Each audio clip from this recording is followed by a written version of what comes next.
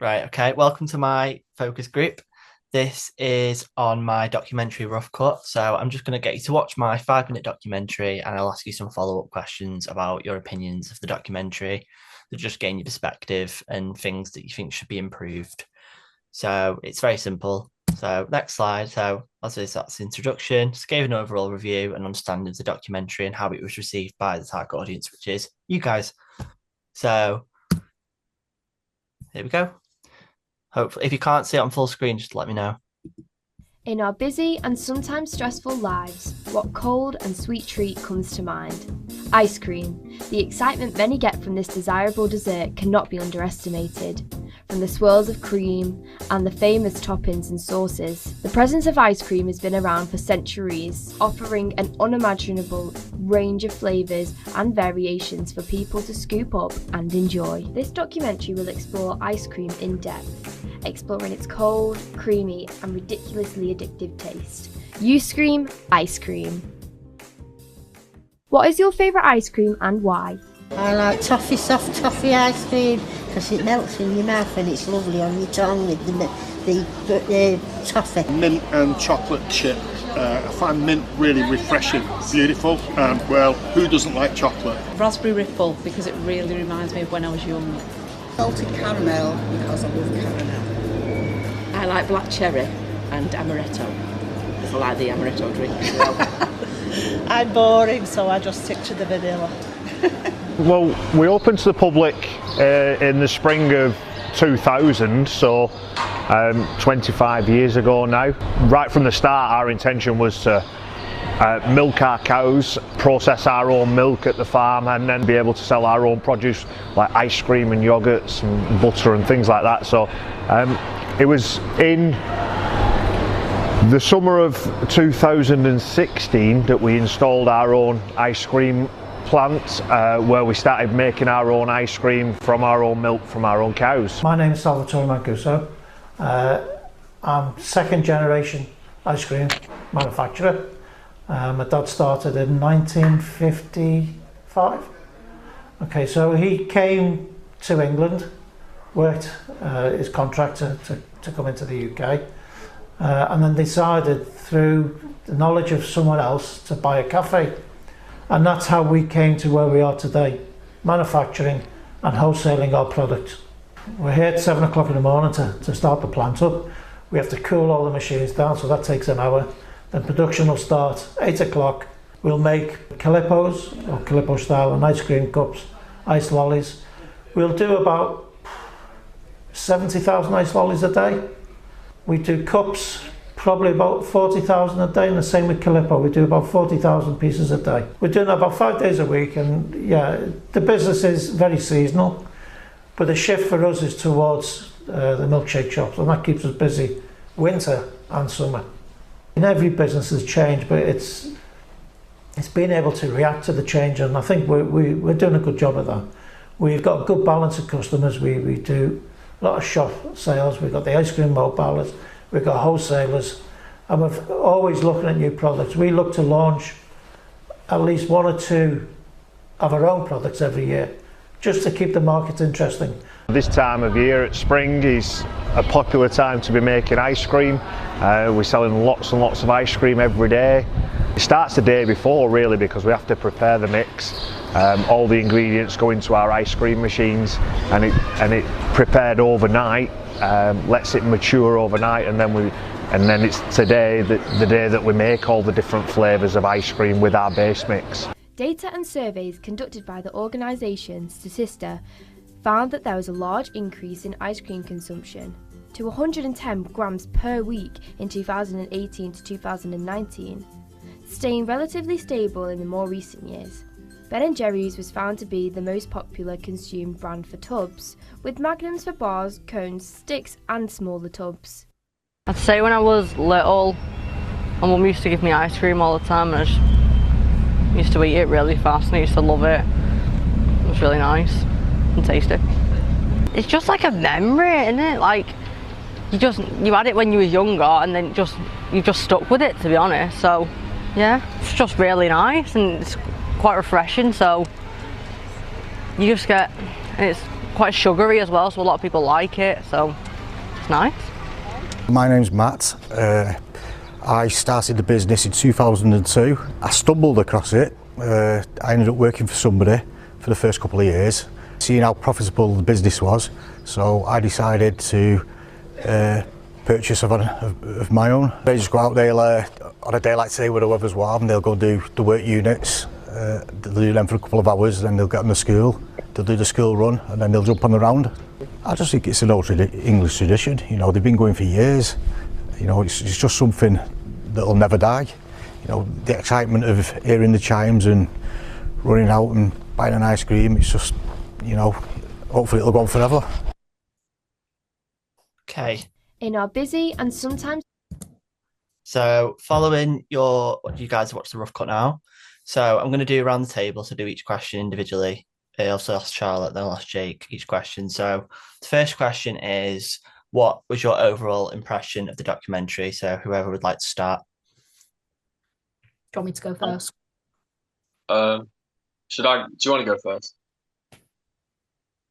I'm really fussed, guys. All right, I'll go. My overall impression was, I think, well, as soon as I saw it, I was like, you know, started getting that urge to have an ice cream myself with like a lot of promotional type videos, which kind of shows how like effective it was really, like how the editing's it's been like effectively edited together, and it's kind of, and the voiceovers and the different mise en scène of ice cream is really like, maybe just want to have like my favorite ice cream or something like that. So I think it's been very effective that way.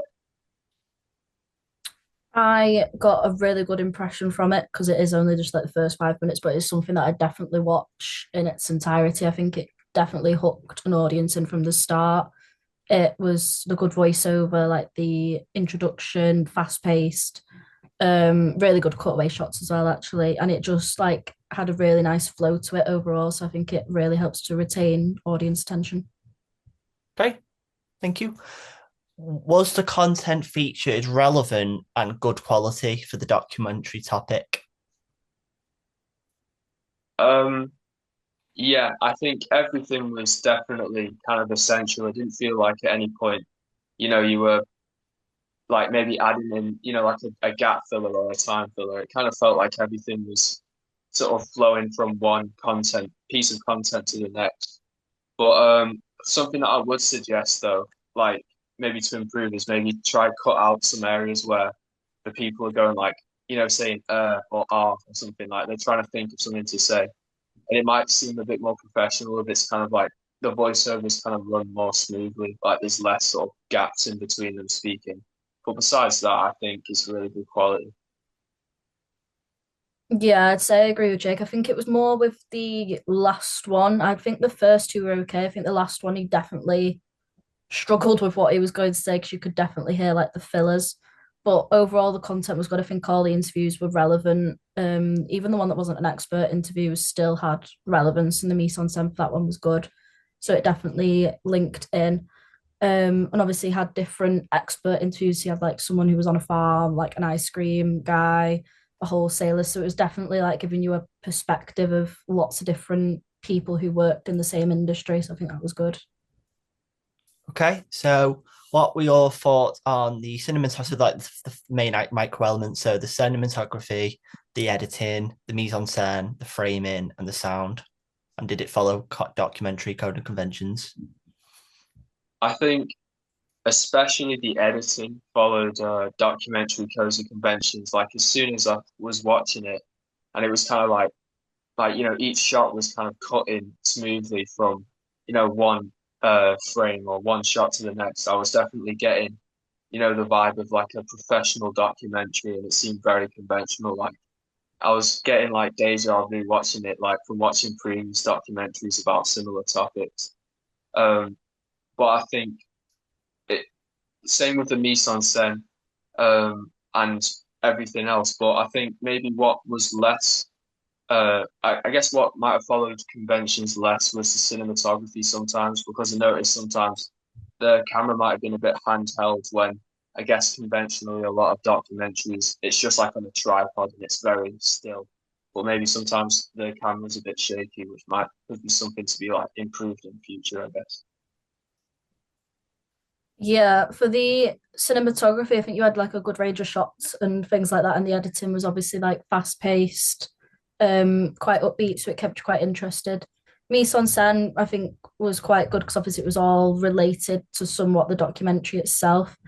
I think framing's probably the biggest one. Like it's some of the interviews looked a bit different. I think it was the first one, like the top of his head was a little bit cut out of the shot, and then in others you could like see the full thing. It was just like kind of different framing on each of them, um which it didn't really like, couldn't notice it that much unless you were probably like looking for it. But yeah, that's probably something that could be improved on if you'd do another project like it again. And then sound, I think that was good, like the music bed in the introduction, it had quite positive connotations and it kind of give you like that positivity that run through the entire documentary. Okay, thank you. What was the most memorable and best part of the documentary for you individually? I feel like for me it was probably the mise en like the shots that had mise en scène of like ice cream, whether it was in tubs or someone like holding up, an ice cream that you get from an ice cream van, like the Mr. Whippy type ice cream. Like those types of shots were the most memorable because that's the kind of thing that I guess provokes me to like want to eat ice cream myself. So I guess that's why whenever I think back now, right now to the documentary, all I'm picturing is like shots of ice cream and things like that. I quite enjoyed the Vox Pop at the start because I feel like, I mean, I found it quite funny to be honest, because it kind of give like people's different opinions. You could kind of like also guess what people liked. Like obviously you had like the different age ranges and things like that, which I thought was quite good. But yeah, I think that definitely worked at the start because it grabbed my attention straight away. Okay, Brill, thank you. And finally, what suggestions and improvements should be made to the documentary? Um, I feel like the a key one would be maybe for the voiceovers to run more smoothly like throughout. So there's cuts between like gaps, say someone's pauses as they're speaking because they're trying to think of what else to say, then it'd be good to maybe just cut it so that they're speaking. And maybe like, run a shot of something else happening while that voiceover is playing.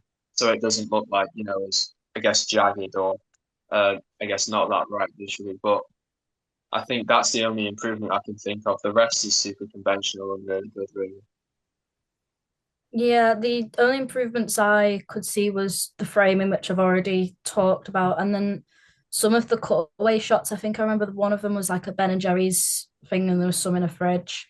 It was a little bit shaky. I mean, if you've used a stabilizer on it, then like fair enough. But I think if you could replace some of the more shakier shots with like more stable shots, like use a tripod or I don't know, just try and make it more stable, it might look a bit better. Like some of them you can tell that you're panning, which is fine. But then there was some that kind of like I feel like should look still, but they are just a little bit shaky, and some of them it's more obvious than others. Okay, brilliant. Thank you. So that was my focus group.